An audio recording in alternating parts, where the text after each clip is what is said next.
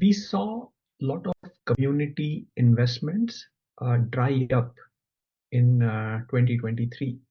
What is your reading of the market? What is really going on today? See, I think earlier there's a lot of investment or there is a lot of value in kind of like people who engaging with developers. It is a long end of the day when you're trying to build community. It's a long tail, like 2 to 3 quarters, and then you kind of like start seeing some sort of developer mind share. There is product market fit, by the way. Like if there is product market fit, if a product is working, if you are open, if you have to turn a lot of knobs. If you have a team who could work on, you put out a blog, you keep doing partnerships. You have to run many loops, and then you have a developer who could improve this.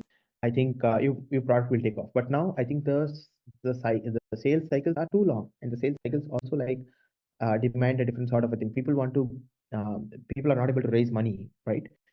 If we're VC-led business, or people want to close business really quick, and there's urgency in that. So there is no time to do the long tail of the long cycle of like building community, building that bottom up motion and all. They want to do more top down. So that's where I think a lot many people were not investing in community, and and this is I think a phase in my opinion.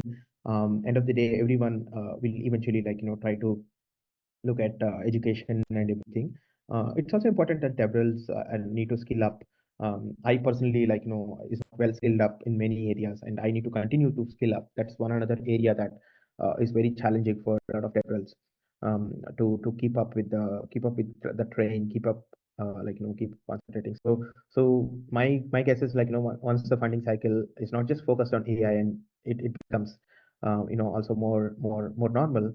I think you all also see people investing in community, spreading it out to multiple geos, and then hiring people from different areas. So that's my guess as well.